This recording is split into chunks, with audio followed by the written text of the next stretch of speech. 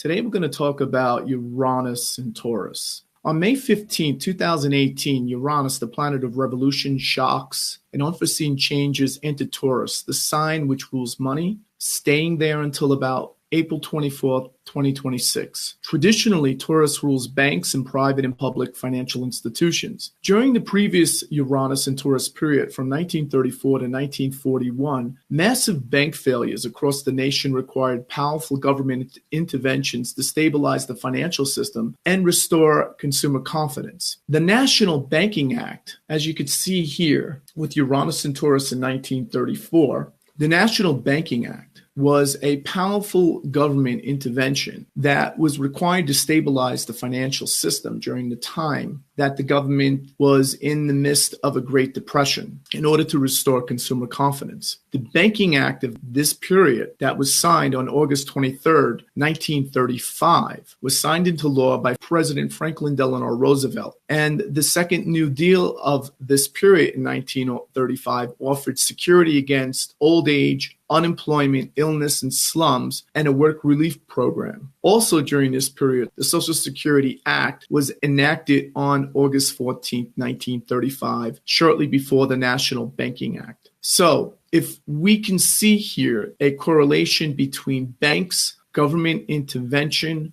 work programs, unemployment, and a number of other social issues that are all very much intertwined with the financial and economic system. Now, if we go back another 80 years in time when Uranus was in Taurus, we have the 1857 panic. So the 1857 panic, as you can see here, is when Uranus is at 29 degrees of Taurus. It occurred on September 14th, 1857. And the panic of 1857 was a financial panic in the United States that was caused by the declining international economy and overexpansion of the domestic economy. In Great Britain, the Palmerston government circumvented the requirement of the Peel Banking Act of 1844, which required gold and silver reserves to back the amount of money in circulation. Surfacing news of this sidestepping set off the panic in Britain. At the same time in the United States, the SS Central America, known as the Gold Ship, or the Ship of Gold, carrying over 300 million of gold bullion, was lost at sea in a shipment from San Francisco Mint en route to major banks in New York City on September 12th. The news of the loss shocked public confidence in the economy and the banks that contributed to the bank panic of 1857. Because of the interconnectedness of the world economies by 1850s, the financial crisis that began in late 1857 was the first worldwide economic crisis. Now, if we go back another 80 years from 1857, we have the bank panic of 1772. Let me bring it up for you. The bank crisis of 1772 began on June 8th, 1772, with Uranus at 21 degrees of Taurus. So, the bank panic of 1772 was a financial crisis which originated in London and then spread to other parts of Europe that greatly deteriorated the debtor-creditor relationship between the American colonies and Great Britain that set off a chain of events that led to the Boston Tea Party in 1773 that resulted in the American Revolution. Therefore, during the Uranus sojourn in Taurus 2018 to 2025-26, we are likely to see unexpected economic and monetary developments that could erupt into unexpected bank panics and credit crises that could result in a major reconfiguration of the global banking system. The evidence of such a banking and monetary crisis on the near horizon can be found now unfolding in Italy. Let me bring up the Italian Republic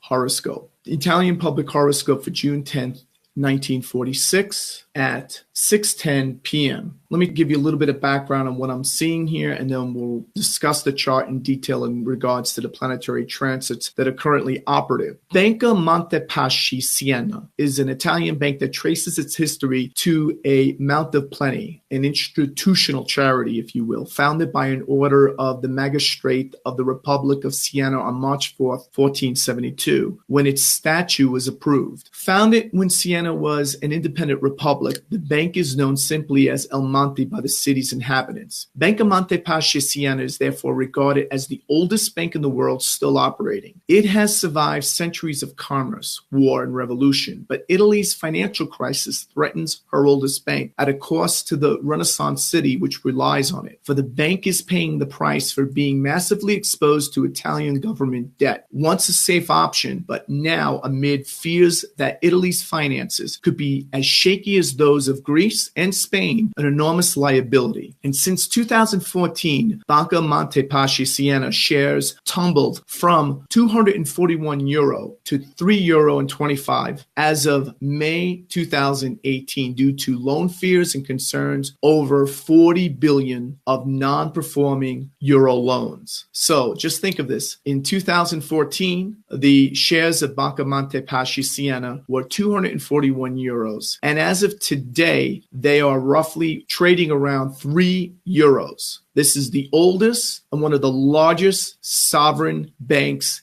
in Italy. This is actually the oldest bank in the world. And it's very interesting because we know that banking is very much correlated with the sign of Taurus, and Uranus is extremely disruptive. And as Uranus is in Taurus, we see the emergence recently of an anti-establishment populist government in the Eurozone's third largest economy that recently took hold in Rome. And it's a major geopolitical shock that continues to be marginalized by the mainstream media in the United States and by Wall Street. Soon, the concrete policy proposals that will be implemented by the Five-Star League Coalition will have very powerful ramifications on Italy and its ability to remain and stay in the Eurozone. So let's take a look at the transits, if you will, and let's determine what we're seeing here. If we take the current transits as of today, we see transiting Jupiter is now in reach of the ascendant. The recent coalition, five-star coalition government was recently elected, and now they're talking about making major reforms, increasing government spending, bringing relief to the people, and breaking away from Euro policies of austerity. So you could see here, this very much represented by Jupiter moving over the ascendant. The transiting Jupiter will be crossing at 19 degrees around the summer, around the late spring, early summer. It'll start around June 10th, around that time. So what we're going to see here is that as Jupiter crosses over the ascendant, we also have transiting Saturn moving through the second house of the Italian national horoscope. And the second house has very much to do with the government's physical policies. It has very much to do with the government assets, its monies, its resources, its gold holdings. And it happens to be in opposition to Mercury, the ruler of the midheaven, the ruler of the government itself. So we're seeing a major configuration alignment occurring, transiting Saturn in the second house of Italy's resources, its economy. It indicates the economy is in a very severe recession. It's in a state of contraction. It's in a state of austerity. It's in a state of breakdown. It's in a state of restructuring. And this is aided and abetted by the fact that transiting Pluto has been moving through the second house of the Italian economy since the late 1990s. And we'll also see Jupiter cross over the ascendant into the summer. So what does that mean? Basically, this combination of Jupiter on the ascendant and Saturn in the second opposing Mercury in the eighth house, ruler of the midheaven, informs me that the five-star movement and the league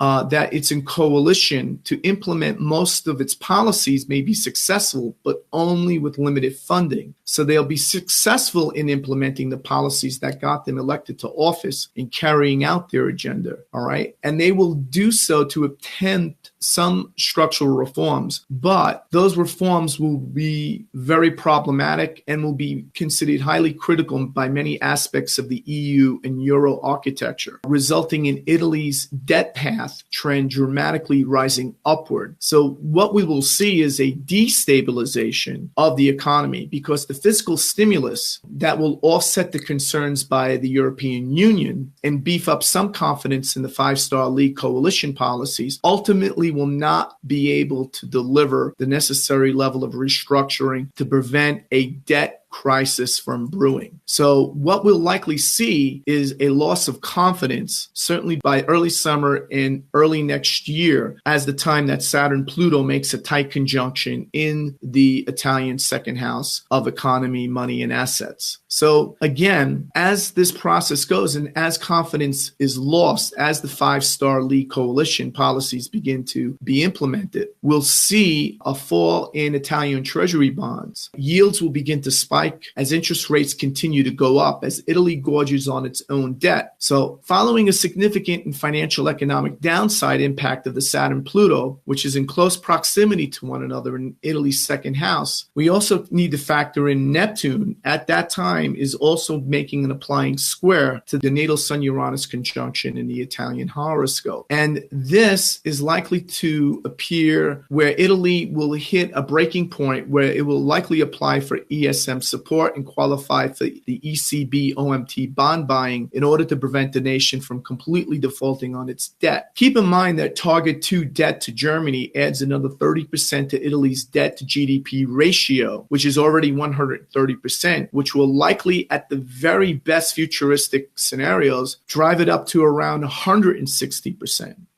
160%. That means that Italy is generating more debt than it's generating income, than it's generating prosperity, than it's generating any type of production. In 2017, the public debt of Italy amounted to around 131.5% of nominal gross domestic product. Surprisingly, what's interesting about all this is the fact that you see a large number of French public banks, in particular Société de Financement Local, or SFIL, which has very big exposure to the Italian sovereign debt. That's very much going to be affected by many of these fiscal policies that will be implemented by the new five-star party coalition. So if Italy enters into a debt crisis, as Banca Montepaschi Siena with the collapse, Société de Financement, along with other affiliated French banks, which are backed by derivatives from Deutsche Bank, would be severely impacted and could result in a European liquidity crisis. Therefore, Italy's banking woes have the potential to wipe out investors and undo over 60 years of supranational state building that erected the Eurozone. And that is why contagion is the reason Italy's brewing banking crisis will become Europe's biggest existential threat during the next Uranus sojourn in Taurus over the next 7 years. And while European stocks, we have to keep in mind, while this is unfolding and while the astrology indicates this very clearly, European stocks continue to tumble. Italian bond yields continue to spike, and the redenomination risk surging again as investors begin to decide it's time to begin to move out of Italian or Euro assets. So the bottom line is that the full implementation of the five-star movement League plan will make public debt trend much higher and more abruptly, eventually resulting in a sovereign debt crisis that could lead to a quit-Italy scenario. Quit-Italy meaning that Italy decides to quit the Eurozone, a scenario which Rome exits the Eurozone, which seems to be the only viable option for the country. So that's essentially what I'm seeing here. And what we'll do next is we'll look at the Eurozone and how the Eurozone chart or series of charts, there's multiple charts for the Eurozone, will be impacted by the upcoming solar eclipse on July 12th, along with the fact that that eclipse will be activating the Uranus-Neptune conjunction that correlates very close with the Maastricht Treaty of the Eurozone that initialized it back in 1992-93. So we'll talk about that next, but we'll stop here for now, and I want to thank you for watching this, and I look forward to your commentary and future participation.